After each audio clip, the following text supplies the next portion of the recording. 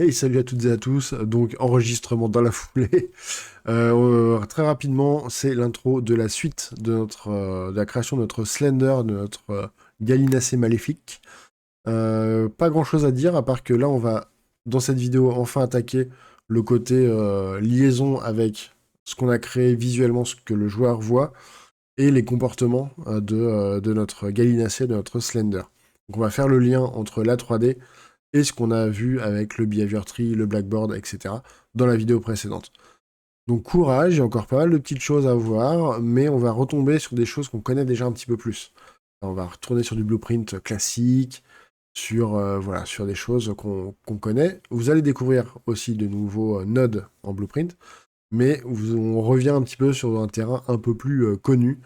Donc ça y est, vous allez pouvoir souffler un petit peu, ce sera un peu moins touffu que la dernière fois. Maintenant, c'est à vous de jouer, hein, puis à vous de créer.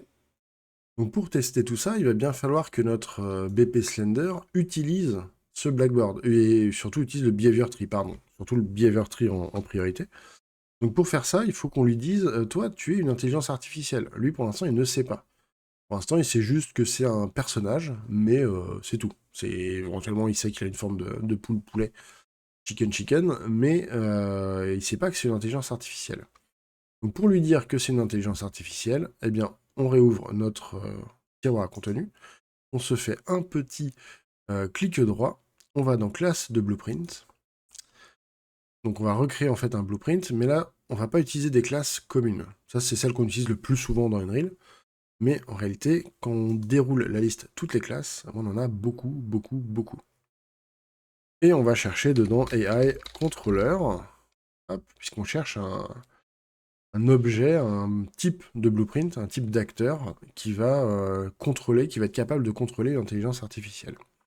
Donc on va prendre le AI contrôleur classique, prenez pas les autres, c'est pas, ils ont des sous-options supplémentaires, on va prendre vraiment le AI contrôleur classique, faire sélectionner, et on va l'appeler AIC pour AI contrôleur Blender.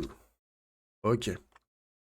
On a des petites astérix ici, donc un petit contrôle maj CS, de tout sauvegarder, hein, ça fait jamais de mal, ça coûte rien. On va ouvrir notre AIC pardon, Slender, et c'est ce blueprint, donc lui on va rien lui mettre en visuel, hein, et c'est ce blueprint qui va tout simplement nous lancer le behavior tree. C'est-à-dire que par défaut, notre behavior tree, il est pas, il existe, mais personne ne sait qu'il faut l'utiliser, personne ne sait quand l'utiliser, ni rien. Donc sur notre AIC, je vais le dire en français, hein, AIC Slender, on va dans le graphique d'événement, on enlève le event tick, et dans Event Begin Play, on étire et on va simplement chercher Run Behavior Tree. L'intérêt d'avoir Unreal en anglais, hein. Du coup, là, on a créé un arbre de comportement, mais on appelle un Behavior Tree. C'est quand même compliqué, hein. Vous compliquez la tâche, hein, ceux qui veulent pas apprendre l'anglais, hein, vraiment, hein. Mais je le fais pour vous. Les prochaines séries de tutos sur Unreal sera peut-être en anglais, hein, par contre. S'il y en a d'autres, dites-le dans les commentaires. Ok, allez, je lance le Behavior Tree. Donc mon AIC Slender va appeler le Behavior Tree, mais il faut quand même que je dise lequel je lance. Dans BT Asset, je sélectionne mon BT Slender. On compile, on sauvegarde si c'est pas sauvegardé automatiquement, et on peut fermer ce contrôleur.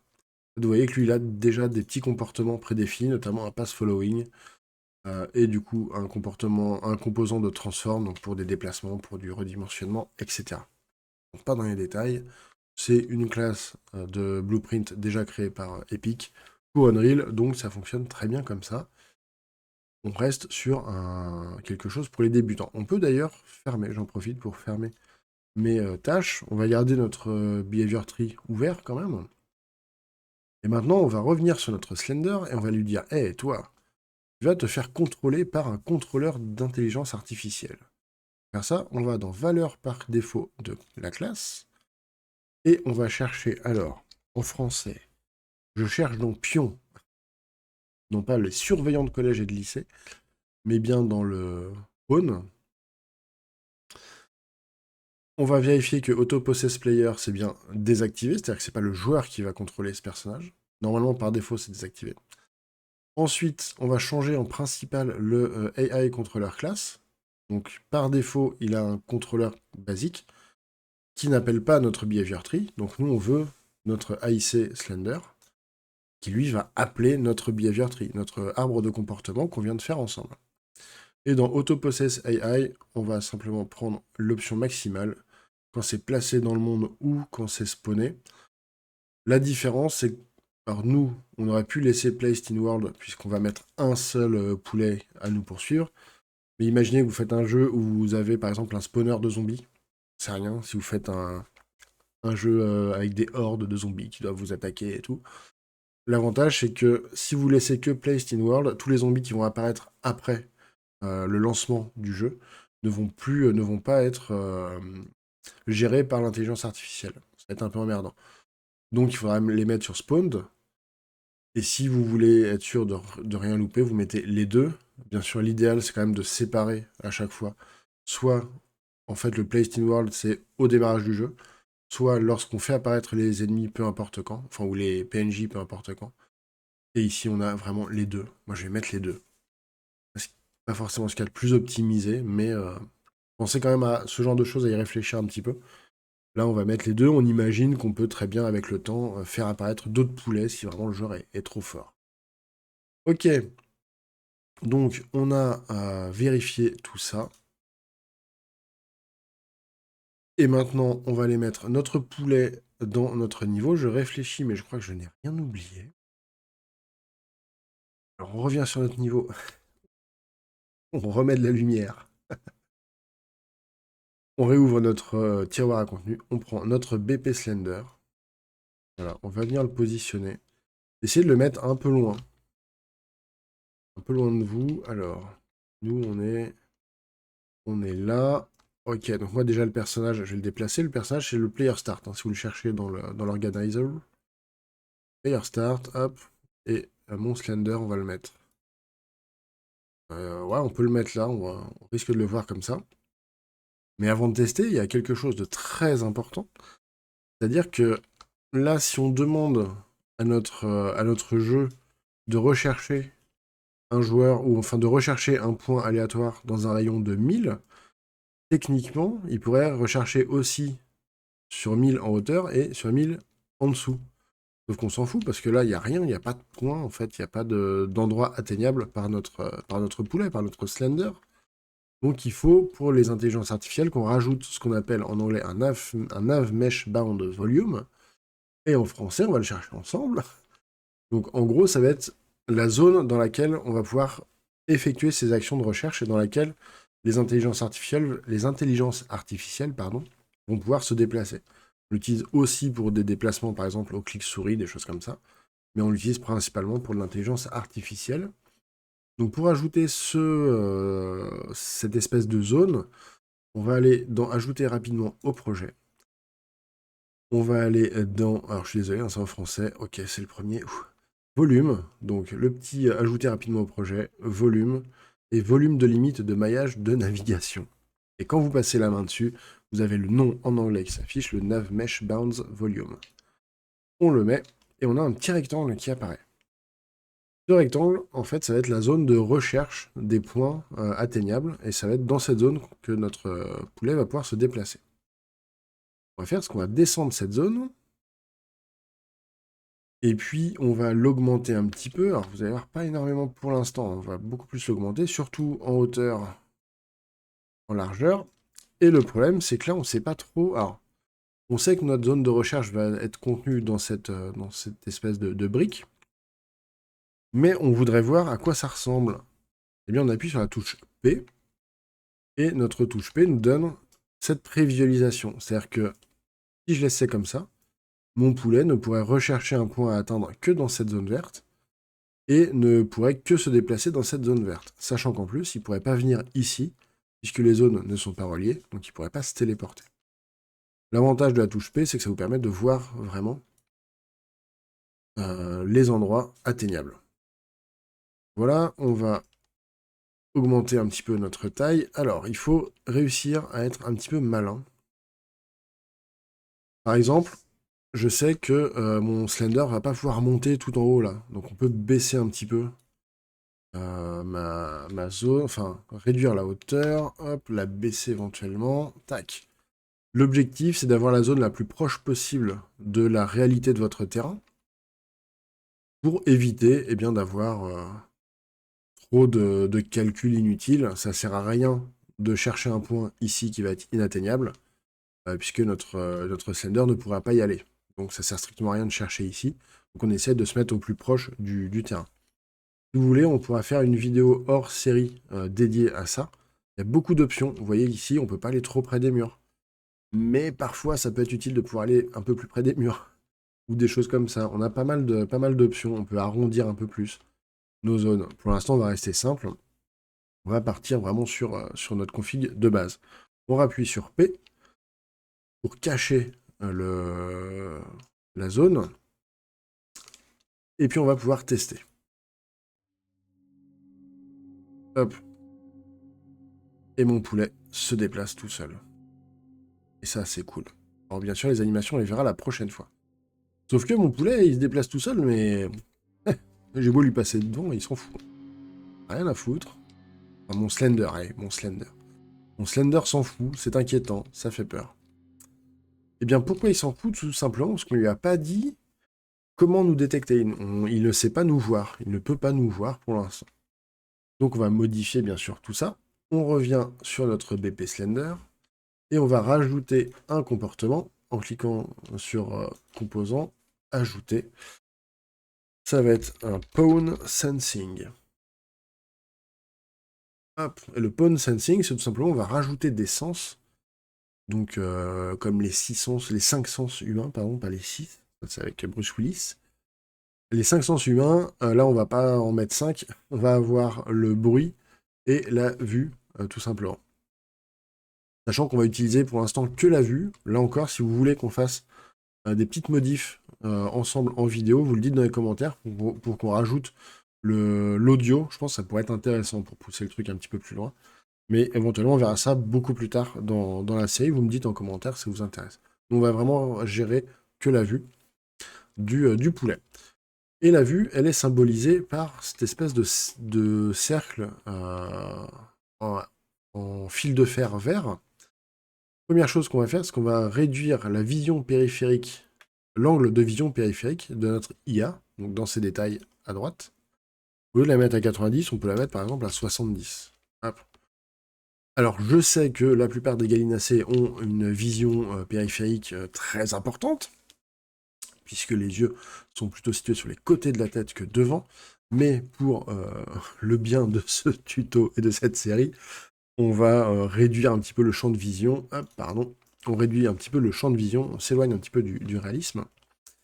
On va réduire aussi le rayon de cette zone, parce qu'elle est vraiment très très grande. Donc le sight radius, la zone de visée, on va la mettre, je sais pas, à 1200 par exemple. On va vraiment être près, hein. C'est peut-être un petit peu trop près. Ça, vous pourrez régler ensuite. Pour l'instant, on est sur une toute petite carte. Donc vraiment, mettez quelque chose d'assez fin. Le hearing et le loss hearing, c'est tout simplement pour l'écoute. Donc on va, enfin pour l'audition, pardon. Donc ça, on n'y touche pas. Le sight radius, ouais, moi je le mets à 1200 pour l'instant. Après, on pourra très bien imaginer dans le jeu de le mettre à 2000.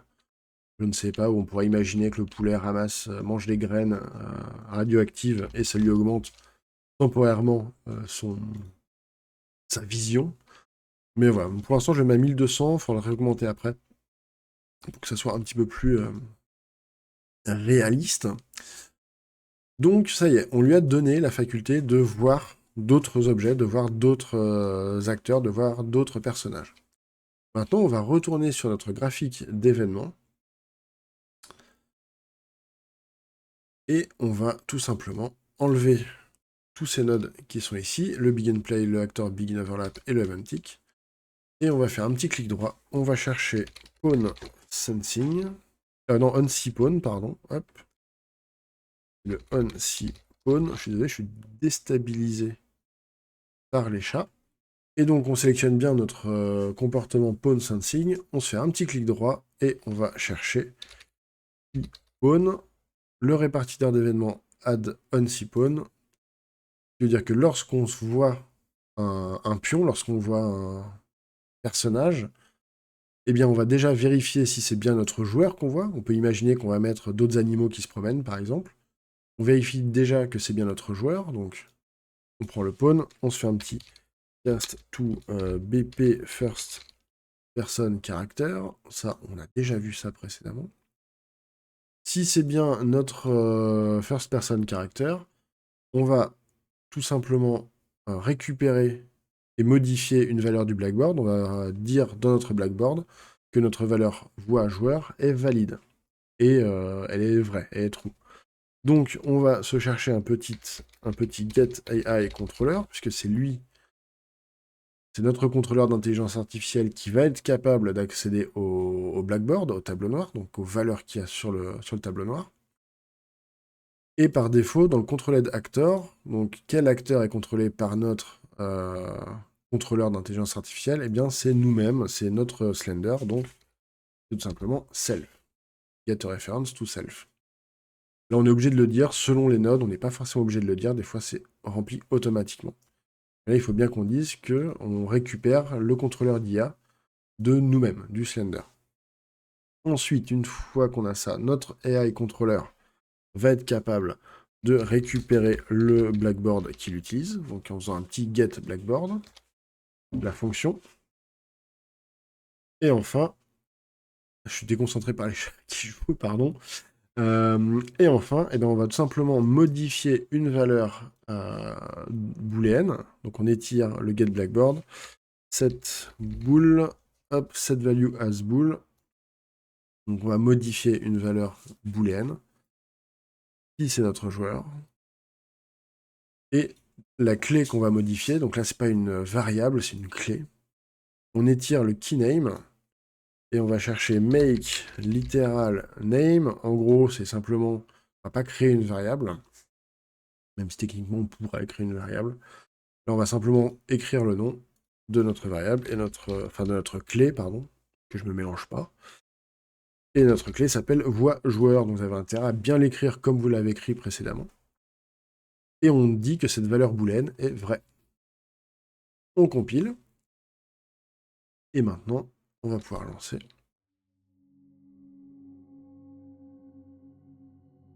Notre poulet, notre Slender se déplace. Il ne nous voit pas, c'est pour ça que si on ajoute du son, ça peut être intéressant. Ah, ça y est, il m'a vu. Là, ça y est, c'est finito. Là, c'est finito, alors je peux le courser. Mais là, voilà, maintenant c'est fini, il m'a pris en chasse. Donc je suis foutu, hein. Maintenant il sait où je suis, donc let's go. Tout va bien. Donc maintenant, ce qu'on va essayer de faire, c'est bien sûr, lorsqu'on est caché, qu'il arrête de nous pourchasser et qu'il reprenne la marche. Et donc, pour vérifier, eh bien, si on arrête de poursuivre, si notre IA arrête de poursuivre notre joueur, on n'a pas de choses directement prédéfinies dans le pawn sensing. On ne peut pas dire que notre intelligence artificielle ne voit plus le joueur. Donc on va tricher un petit peu. On va faire ça avec les distances, avec la distance entre notre joueur et notre Slender. Donc, pour faire ça, on va revenir du coup sur notre Slender. On va modifier un petit truc. On va se rajouter du coup un petit node begin play qu'on avait supprimé précédemment. On va mettre un cast to BP first person. Hop. Caractère. Donc pensez bien que c'est le caractère. En fait, on va mettre la même chose qu'ici. L'objet, ça va être le get player character. Hop. Donc on récupère le joueur, le vrai joueur, pas le Slender. Et on va créer une petite variable. Vous savez que j'aime bien mettre ça, le faire une seule fois au début. J'ai changé le nom de la variable, je vais l'appeler joueur tout simplement. Ici, du coup, on peut le laisser, c'est peut-être plus facile à lire. Sinon, on pourrait faire une branche tout simplement. Quoique, non, on va faire une branche. On va supprimer ça. On va vérifier que le pawn qui est vu par notre Slender, donc la même chose que tout à l'heure, est égal à notre joueur. Ça marche aussi avec des objets. C'est pas qu'avec des variables numériques ou du texte, par exemple. Ça marche aussi avec des acteurs, avec des objets, avec un petit peu tout. Donc on fait notre petite branche, on revient sur le set value, tac tac. En fait, globalement, on a refait la même chose, sauf qu'on caste juste au démarrage et on stocke notre objet joueur dans une variable. Je trouve ça plus élégant. Ensuite, on va utiliser la fameuse event tick. Donc, n'ayez pas non plus peur d'utiliser cette fonction. Il faut juste l'utiliser raisonnablement. Et là, on va être déraisonnable. Non, en vrai, ça va. Ce qu'on va faire, c'est qu'on va devoir calculer la distance entre notre joueur et notre Slender. Et à partir d'une certaine distance, on va simplement réinverser la valeur voix joueur du blackboard et la repasser à false. Tout simplement. Alors, il y aura des options plus poussées directement dans le behavior tree, mais là, on va essayer de faire quelque chose d'un peu différent et un peu plus accessible aussi. Et puis, ça nous permet de voir justement un petit peu de manipuler des vecteurs. C'est un truc qu'on fait énormément dans Unreal. Donc, on va récupérer donc, nos distances entre le Slender. Donc, pour ça, on va se faire un petit get actor location.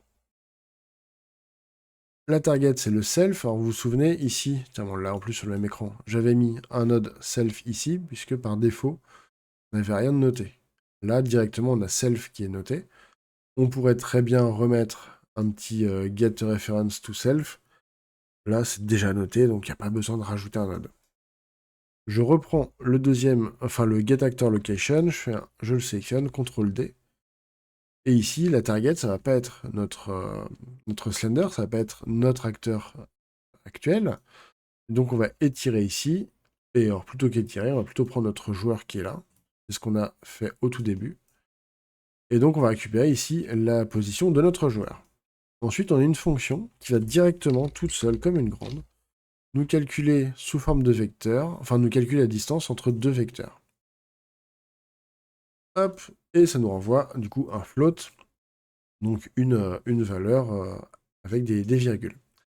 On va prendre cette distance, donc ça en fait c'est vraiment la distance, ce float, entre nos deux objets, notre joueur et notre Slender. On va chercher strictement égal à, et puis moi je vais lui mettre une distance de 1000. Alors vous pourrez modifier tout ça si vous le voulez. On peut même faire, ah tiens, ouais, si on va faire ça, on va se rajouter comme si la vidéo n'était pas assez longue. Mais je sais que vous en voulez, je sais que vous aimez souffrir. On va se mettre une petite branche, et après on va se faire un petit truc, vous allez voir, ça va être rigolo. Ça va être tout simple. Donc si ma distance est strictement supérieure à 1000 unités, pour l'instant, eh ben, on reprend ce bloc-là. Alors du coup, on va se faire... Tac.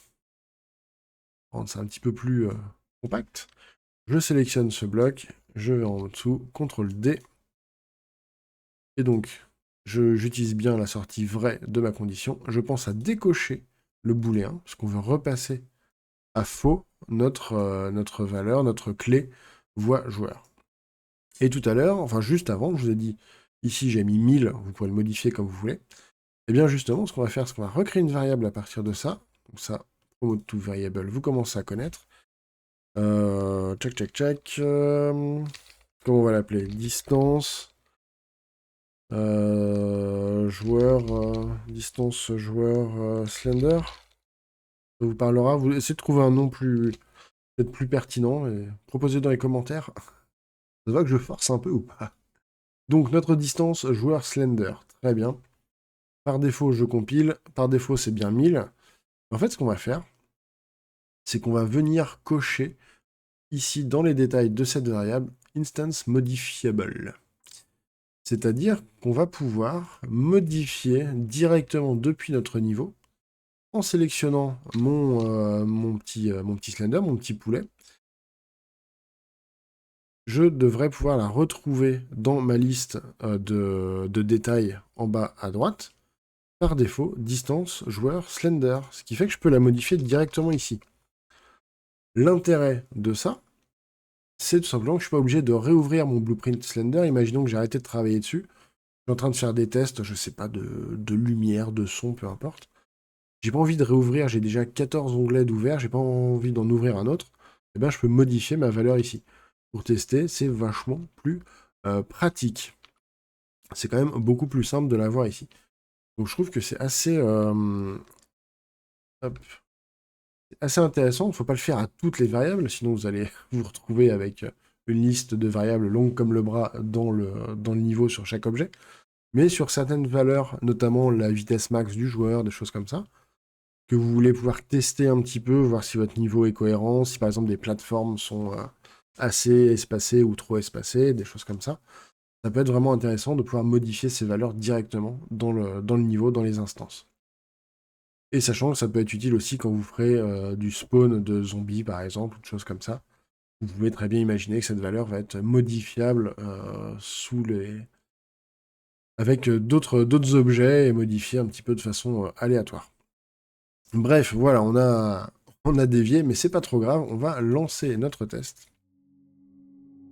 Hop, pardon pour le son. Donc, mon Slender, il est là. On va aller le chercher. Ça va. Ça y est. Donc là, ça y est, ma coursée. J'aurais pu vous afficher la distance. On va faire, c'est que là, il me course et je vais sprinter. Hop, let's go. Là, ça y est, c'est fini. Il me course plus. On va sûrement le voir apparaître au bout d'un moment. Voilà, il est là-bas. Et là, il a repris sa ronde. Tout simplement parce qu'on a switché la clé de Blackboard voix joueur. On l'a tout simplement remis à faux, donc on est repassé sur la recherche. Je reviens devant, ça y est, il m'a calculé. Donc, let's go. On va voir, hop, ça y est. Donc là, c'est pas parce que je me suis caché, même si on pourrait techniquement faire un truc un peu plus poussé que la distance. On va le faire en théorie, hein. Je vais vous faire vite faire la théorie, parce que... de toute façon, ça va être la vidéo de l'enfer, hein, celle-là de la série, vous inquiétez pas. Ce sera plus simple après. Donc voilà, donc on a réussi, grâce juste à cette distance, à faire notre petit décrochement d'intelligence artificielle. Alors là, 1000 c'est pas mal en vrai, hein. Vraiment qu'on soit loin. Alors sachant que notre carte, elle n'a pas de grande ligne droite, ça sera à vous de régler un petit peu comme je vous disais tout ça. Allez, on finit par un petit peu de théorie. Si vous en avez marre, vous pouvez passer à la vidéo suivante. N'hésitez pas à vous abonner, petit pouce bleu, commentaire, tout ça, tout ça. Et si vous êtes un peu curieux, une idée que vous pouvez tester. Plutôt que de gérer de la distance, on a vu ensemble, tac, dans notre first person character, on va le réouvrir. Donc là, c'est que de la théorie, ne le faites pas. On va essayer de réfléchir un petit peu ensemble, parce que ça fait partie du développement de jeux vidéo. On avait utilisé le line trace by channel. Eh bien, on pourrait très bien imaginer que vous lancez un rayon invisible depuis le Slender, et que si le joueur sort de ce rayon, s'il est plus touché, eh bien, on arrête de le courser. Sachant qu'un seul rayon, c'est pas forcément assez. Donc l'idée, ça serait de lancer, par exemple, 10 rayons, ou 9 rayons sous forme de carré, un petit peu. Vous imaginez que vous lancez une ligne de 3, une ligne de 3, une ligne de 3. Ce qui veut dire que votre start, il va falloir le réfléchir un petit peu. La destination aussi, il va falloir tout décaler un petit peu tous vos rayons. Mais ça pourrait être une option. On pourrait imaginer aussi lancer tous les rayons du même endroit, mais en lancer une vingtaine sous forme de cône. Et si un des rayons touche le joueur, alors ça veut dire qu'on est toujours en train de le courser, et inversement proportionnel. Globalement, cette histoire de cône de rayons, hein, on va pas se mentir, c'est à peu près ce qui se passe derrière le pawn sensing de vision, hein. Alors techniquement, derrière, je suis pas sûr exactement que ça fonctionne comme ça, mais globalement, moi, c'est comme ça que je ferais si je devais faire un truc plus poussé. Ça va demander beaucoup plus de boulot, ça va demander un petit peu de maths, puisqu'il va falloir calculer l'endroit où vont arriver les rayons, enfin vers où ils vont être tirés, etc., etc. Mais c'est faisable. Il n'y a pas de souci. Vous aurez un truc plus poussé, plus évolué que simplement notre distance. Mais je trouve que la distance, c'est déjà un bon moyen. On a en plus le sprint, donc qui permet de distancer justement le Slender. D'ailleurs, le Slender, hein, rien ne vous empêche quand vous êtes dans votre... là, on est reparti sur la théorie, hein. Donc, si ça vous saoule, moi, je vous conseille quand même d'écouter, de regarder un petit peu. Alors non, hop, c'était l'autre que je voulais. Ça peut vous donner des idées, c'est juste des pistes d'exploration. Lorsqu'on passe en mode poursuite, bien sûr, on peut très bien imaginer que notre pawn, on va changer sa vitesse, par exemple. Dans le character movement, vous savez, on a le max walk speed, c'est ce qu'on avait modifié. Alors, il est rangé où? Il est là. On avait modifié pour le sprint de notre perso. On peut très bien imaginer qu'ici, votre pawn, vous allez chercher son composant character movement. J'improvise totalement. Je l'ai pas. Tac, tac, tac. On doit pouvoir chercher les composants. Je sais plus exactement, donc je vais m'arrêter là parce qu'on va partir en vrille. Mais toujours est-il que voilà, c'est quelque chose que vous pouvez imaginer. Lorsque le poulet passe en mode poursuite, il accélère et quand il revient en recherche, il ralentit. D'ailleurs, on va faire quelque chose d'un petit peu ressemblant dans la prochaine vidéo concernant les animations, bien entendu. Donc voilà, bah, écoutez, j'espère que ça vous aura plu, que c'était pas trop long ni trop velu. J'avoue qu'on a vu beaucoup de choses, mais je préférais la faire en une seule vidéo, comme ça on voyait tout d'un coup. J'ai juste enlevé les animations qu'on fera dans la prochaine vidéo. Ça devrait être un petit peu plus léger, mais quand même, on commence à arriver sur des trucs un petit peu plus avancés. Le Behavior Tree, c'est vraiment un truc un peu perturbant au début, mais qui est vraiment utile pour y voir plus clair sur notre intelligence artificielle. Voilà, bah écoutez, le petit pouce bleu, le petit commentaire, l'abonnement si vous voulez pas louper la suite, et on se retrouve très bientôt pour d'autres tutos. Salut!